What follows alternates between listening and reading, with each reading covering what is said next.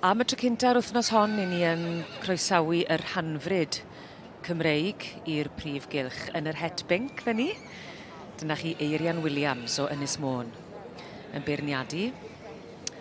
A'r dosbarth yma yw'r Caseg Wag yn i'r Adfarch, 4 mlwyddod a throsodd. Mae yna benderfyniad fi'n credu yn barod. Gyda'r un sydd ar y brig. Llongyfarchiadau mawr iawn, dyma ni Aden Hall Elenisia. Ie, a Jonathan fyna'n dangos i. Fydda nhw wrth i bodd fyna.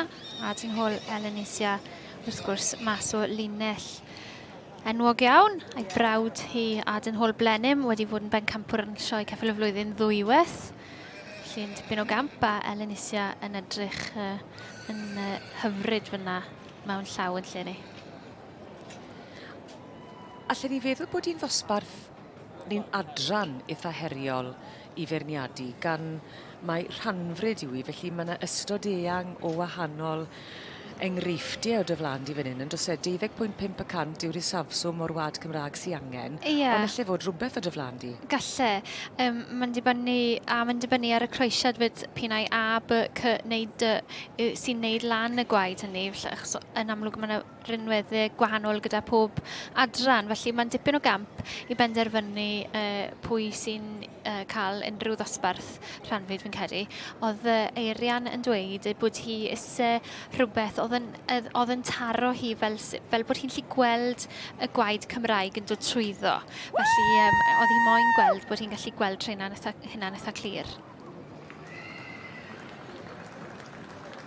Mae'n brofiad ardderchog yn dwi unrhyw gystadleuedd i godi i'r brig yn y prif gylch. A llongyfarchiadau gwresog fyny i Aden Hall Elenisia a Jonathan Hughes-Jones yn arwen. Llongyfarchiadau mawr iawn iddyn nhw ar gipio y wobr gynta heddi yn yr adran Rhanfrid Cymreig a'r dosbarth i'r Caseg Wag yn i'r Adfarch dros 4 oed.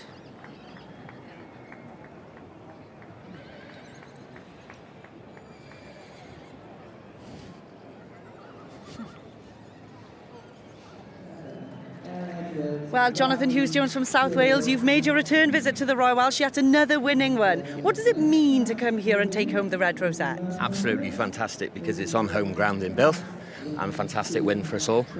And obviously with the pony that's been shown under saddle, now starting a career in hand. So this one has already shown under saddle. With success? Yeah, with great success, but obviously we're getting a bit older and we decided to go down the breeding line now. So yeah, so she's now in foal, and we're going to do some in-hand classes and show her as a mare in foal. Perfect. So we may well see her progeny in the years to come winning here on Hallowed Turf. Hopefully, yes, most definitely. Perfect. Wel, llongyfarchiadau mawr iawn i chi. Diolch.